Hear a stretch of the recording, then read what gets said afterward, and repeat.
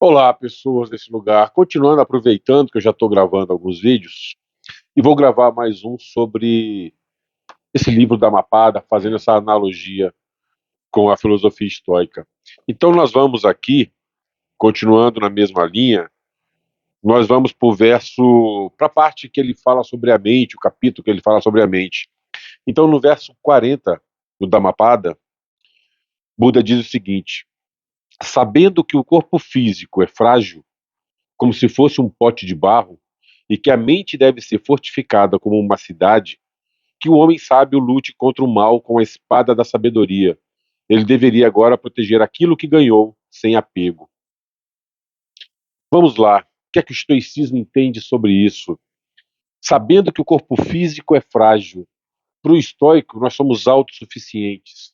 A fragilidade do corpo físico, qual é a analogia que o estoico tem disso? O estoico não vê o corpo físico como frágil, mas ele entende que o corpo físico tem a sua fragilidade no campo de que tem que ser cuidado. Se o corpo físico não for bem cuidado, se não for dada a devida atenção para a sua alimentação, para a sua prática de exercício, você terá um corpo físico fraco, frágil.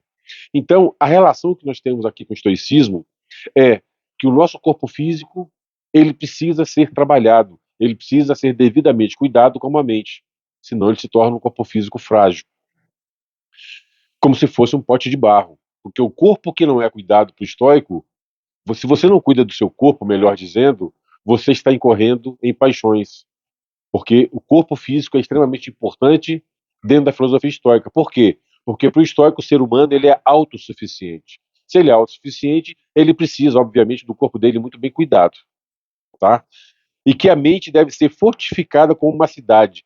Todos os conceitos estoicos trabalham em cima, principalmente do lado mental, da compreensão que você tem da vida.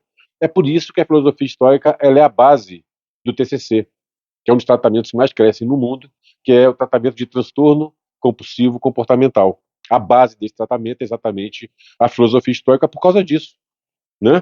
Por conta desse fortalecimento através da compreensão do mundo.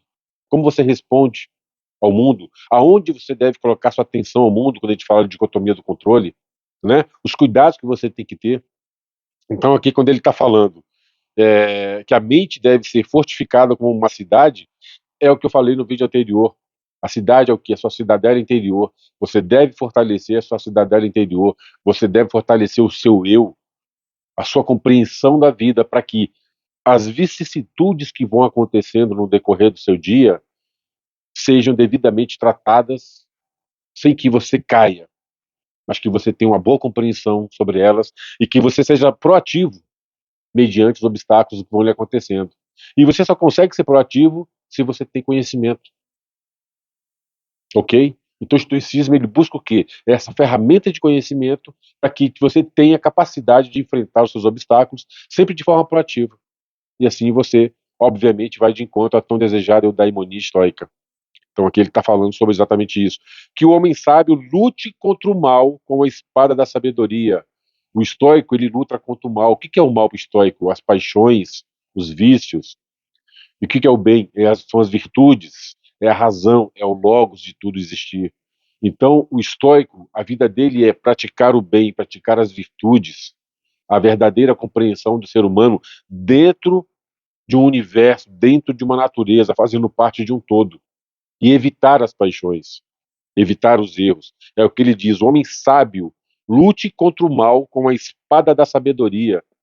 As quatro virtudes cardeais, qual é a primeira e mais importante? A sabedoria. Porque, no meu entendimento, a sabedoria é o guarda-chuva das outras três, que é a justiça, a temperança e a coragem. Certo? Então, aqui ele fala, a espada da sabedoria. Ele deveria agora proteger aquilo que ganhou sem apego. O que é que o estoico fala sobre o apego? O apego é paixão. Então, tudo que você ganha, ok, é mérito seu. Agora, não ganhe fazendo mal aos outros, que aí já não é mérito.